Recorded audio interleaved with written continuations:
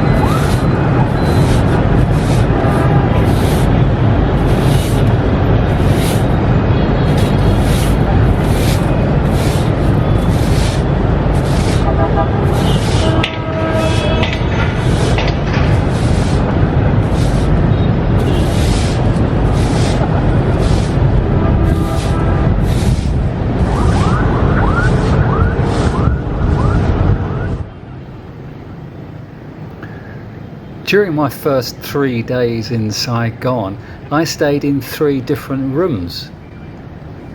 Having spent my second night in Saigon at a lovely homestay with a balcony, I discovered that the room was booked up for the next 5 nights, so I needed to move on again.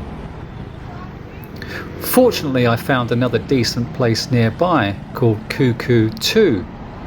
At least I was moving my gear around within walking distance of each other.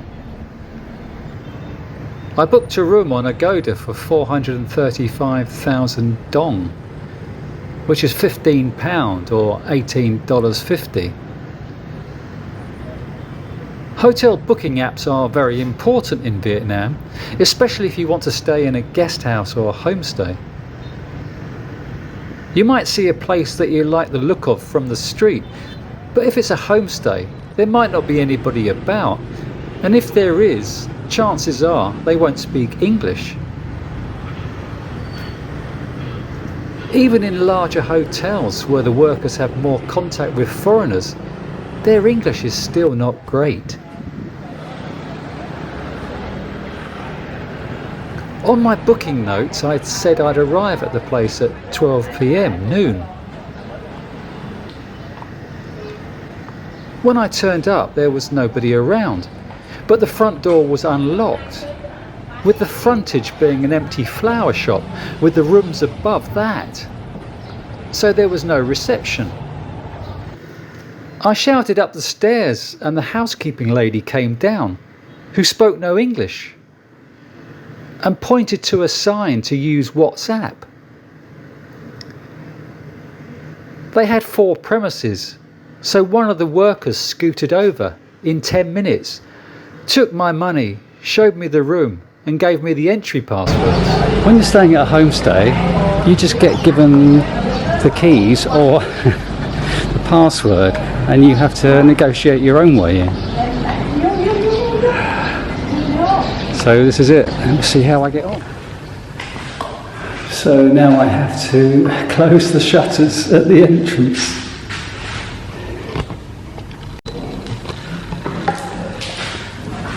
And now I need to navigate number 2. And I'm in.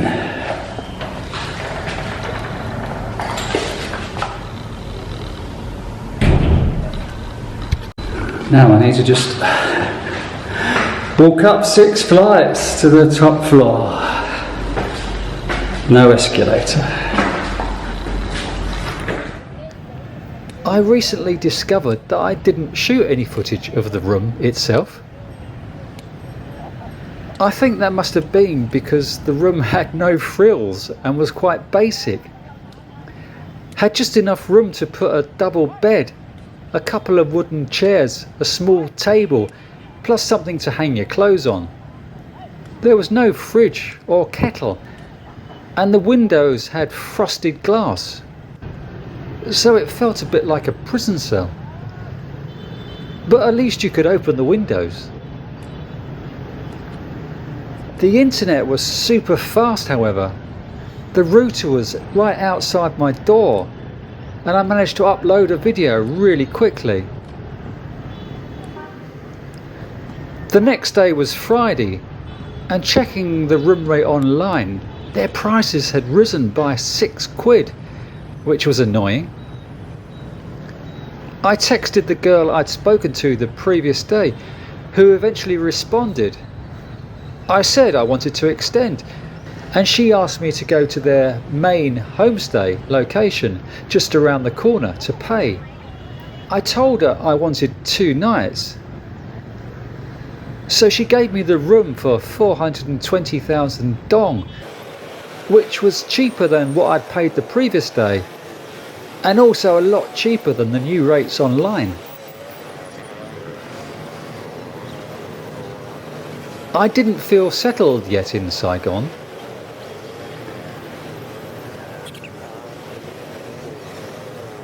Vietnam has wonderful cheap hotels, much better than the Philippines. But at the lower end of the scale, because there's so many tourists around, they all seem to be booked up. And I hadn't yet found a room within my budget where I'd want to stay for a week. It was more a case of making do for the moment, knowing that when I moved on from Saigon, there'd be cheaper accommodation with more space and a balcony and more to my liking, which I'd already experienced in Hoi An a few years earlier at £10 a night. I just needed to be patient here.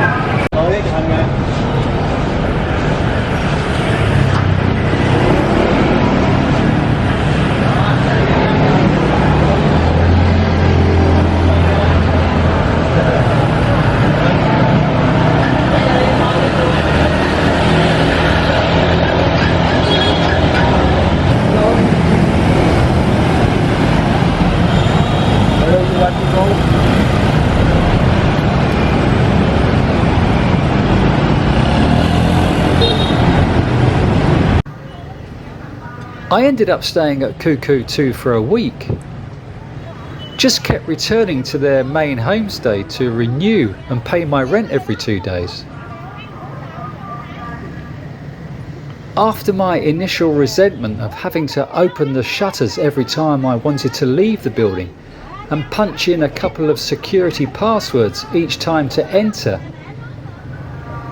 unlike a normal hotel where you can come and go as you please, just became a daily habit as opposed to a chore.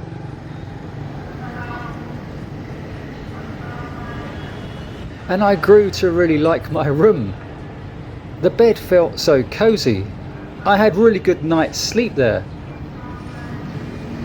It was a lovely neighbourhood, busy during the day but quiet at night.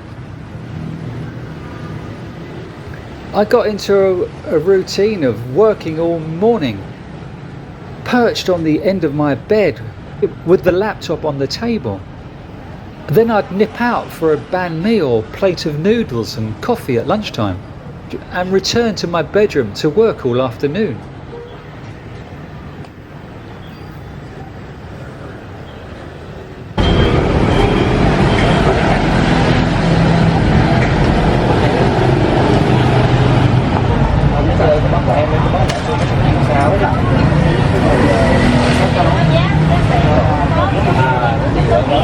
Không có nói gì mà còn ta lấy nguyên cái đống đó về nữa mà không được cái đoạn thì anh thấy không biết lấy mà dưới này rồi tạo rồi ngay giờ đó là không thấy mình chụp lại tức là cái con khác là mình có phản xạ mình biết là có người tới chụp lại liền luôn mà nó không quay thấy liền luôn.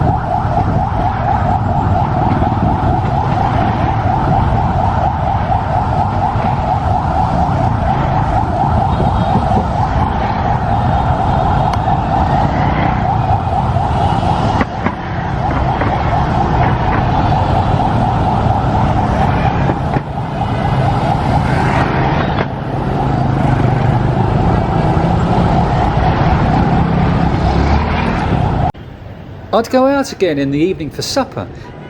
Sometimes I'd walk around the area I was living for ages, looking for somewhere suitable to eat.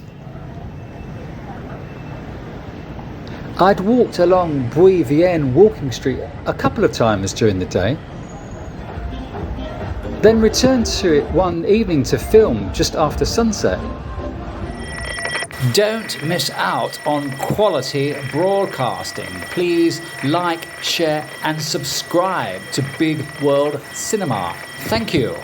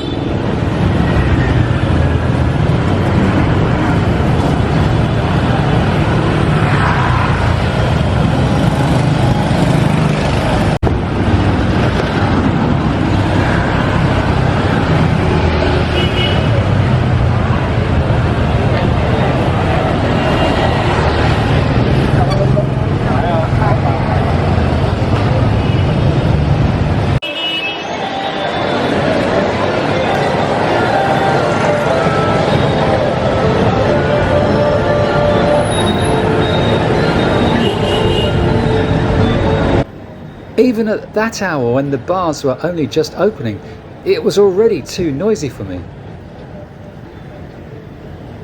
So I did a quick jaunt filming down the street and then hot-footed it out of there to go for something to eat. I realised that the best places to eat were in the touristy area, around Vietnam. As much as I hate touristy areas, there were good dining options there, and also good for people watching. So I returned to a side street a couple of nights in succession. It was also easy there to strike up conversations with fellow travellers. Unlike in the Philippines, striking up conversations with Vietnamese is not very straightforward due to their lack of English. So I was glad one night to meet Oliver from the UK seated at the table next to me. He was now travelling alone, having started off travelling with a couple of girls, and was waiting to hook up with a couple of mates arriving from the UK. He was 19, gosh, which made me feel my age. Reminded me of when I travelled across the States alone when I was 20.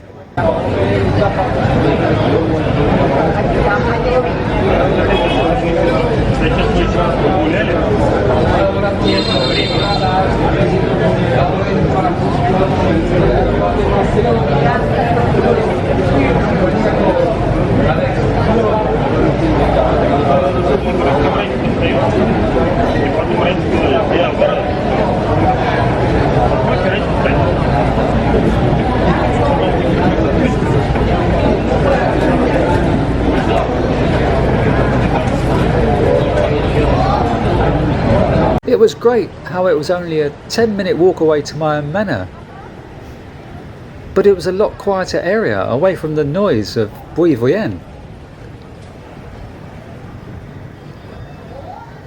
I said this on my last video and I'll say it again. I love the street life in Saigon. I love how the Vietnamese create temporary diners and set up seating outside on the street.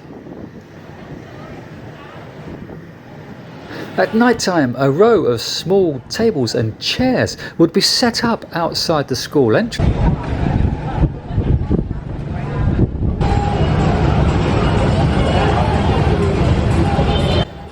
Vietnamese ladies are attractive and dress elegantly. They also age better than Filipinas, and you're more likely to find a lady in her 40s who, how shall I put it, whose better looking days aren't behind her.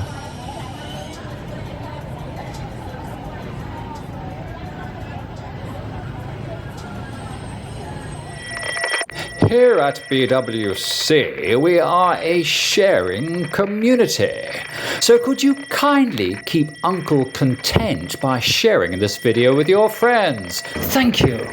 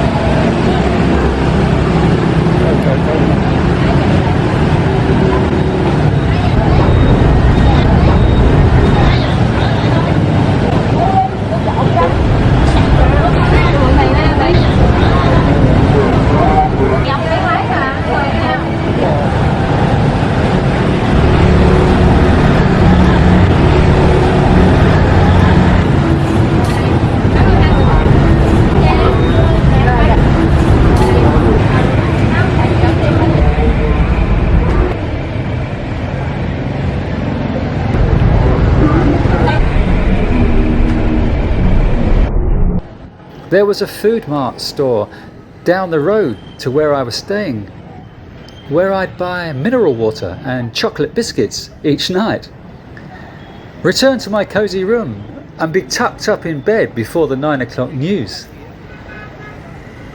If you liked the video, please could you like, share and subscribe. And don't forget to ding the notification bell to see my videos before your friends. See you on the next video. Take care everyone.